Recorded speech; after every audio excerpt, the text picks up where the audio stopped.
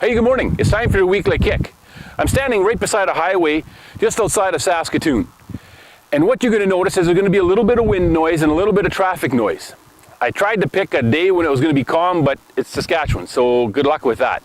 There's a little bit of wind in the background, and I picked this road exactly because of the traffic. There's going to be a lot of trucks going by, because what they're doing, this is one of the locations in the city where they're building a new overpass. There's several of these situations in Saskatoon this year and last year where they're putting in new overpasses. And the reason for that is to keep traffic moving smoothly, at least in theory. Here's the problem, and this is where the title of today's kick comes from. This is what drives me crazy. You've got two lanes going in each direction. The inside lane, the left lane, is supposed to be the passing lane. So if someone's going slow, that's all fine. Stay out of the left lane and let the people pass you in the left lane, and you stay in the right lane. It works perfect if we listen to those guidelines they give us. There's big signs posted all over. Stay out of the left lane unless you're passing, but we don't listen. It drives me crazy. People will stay in the left lane just so others can't get by and pass them. And I thought this was just a Saskatchewan thing. Well, we spent a week in BC last week, and we were driving through Fairmont and then to Vernon. And so we got to drive through some of the beautiful mountains that they have. But here's what I found. It's not just a Saskatchewan thing. They've got passing lanes through the mountains because going around some of the sharp turns, you can't really look ahead very far and pass effectively, at least not safely. And so they have passing lanes. Every certain number of kilometers, they have passing lanes where you can pull to the left and pass the people who are going slow. Because there's people who just choose to go below the speed limit. And for those of us who drive the speed limit or maybe a little bit above, those left lanes are very important. Those passing lanes are something you look forward to for 20 kilometers sometimes, because you're behind someone who's going under the speed limit and you're waiting for that passing lane so you can get by them. But what happens almost every time, and this made me nuts, is you'd hit the passing lane and you're ready to pass, and the people in front of you who are going slow for the last 20 kilometers all of a sudden hit the gas and they take off. Well, you might be lucky to get past one or two of these slower drivers before the passing lane ends. So my assumption the first few times is like, well, you know what, these people that I've tried to pass, they all of a sudden got an itch, and so they want to keep going a little bit quicker. Fine. But as soon as we got to the end of that passing lane, I'd see the same thing every time. The red lights for their brake lights would come on. Just boom, boom, boom, boom, boom. And everybody would slow down again, down to the speed limit. They wouldn't let me pass. They sped up to keep me from passing them, but they wouldn't drive the speed limit either. They wouldn't speed up what they were doing, but they wanted to make sure that I wouldn't get ahead of them, or the people behind me or in front of me who also wanted to get by them could get by them. We spend a lot of money and a lot of our focus as leaders on equipment, on new tools, on new trucks, on new heavy equipment, whatever it is, on procedures that we have for doing things more effectively, but we forget one thing. Everybody who works with us and for us has their own agenda. And what I mean by this is not a bad thing. We all have our own reasons for doing what we're doing.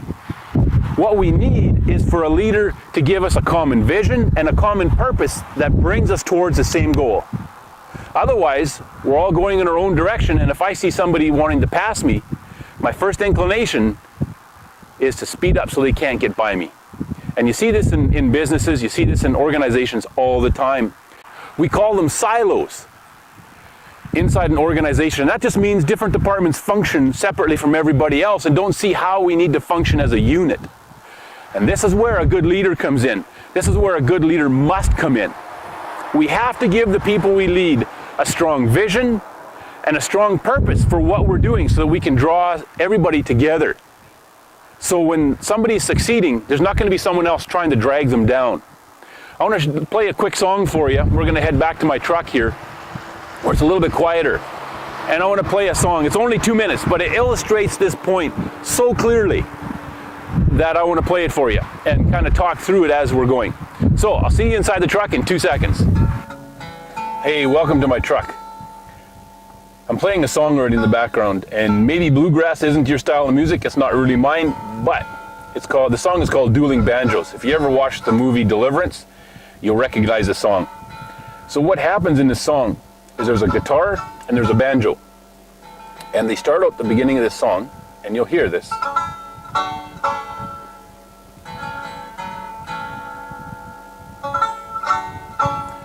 They're going against each other, and they're trying to outdo each other. The guitar is playing, and then the banjo replies, and then the banjo plays, and the guitar replies, trying to outdo the other one. And that goes for the first minute of the song, minute and a half of the song almost, where they're trying to prove that they're better than the other. And you'll hear it as we're talking here about that. That's exactly what's happening. And that's what happens many times in our organizations, where the people we're leading either don't understand, or we haven't been clear and concise enough and communicated clearly enough what the purpose is, what the vision is for our organization.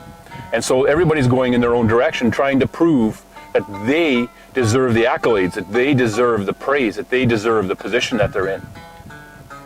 And so this is what we get. We get one person going, I'm better. And the other person going, no, this is why I'm better. This is why I deserve the raise. I deserve the promotion. I deserve whatever, the bonus or whatever it is. I'm better. And here in the song, you can start to hear a bit of a change. There's just a subtle change in how the two instruments are playing. All of a sudden, there we go, they start complementing each other. And this is what we're looking for in our organizations and our businesses. There we go. All of a sudden they're harmonizing and they're heading in exactly the same direction. They're playing different notes, they're different instruments, two different musicians. Listen to that.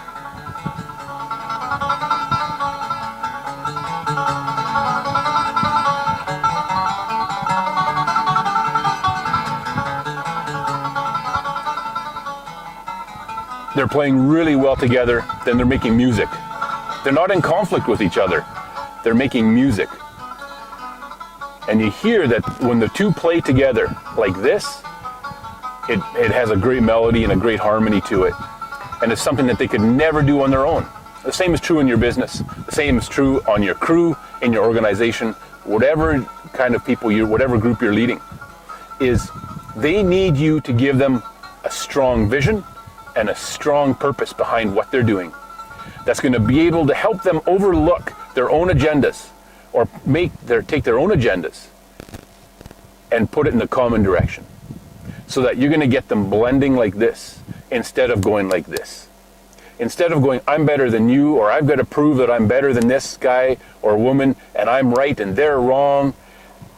And if someone has an idea that, no, we can't do it because it's not mine, no, we can't work that way. An organization, a crew, a business needs a strong leader to give people a vision and a purpose that's big enough and strong enough to bring them along and to make them work like this, as a team and as a unit. So we bring our different skills and abilities and work together. We complement each other instead of conflict.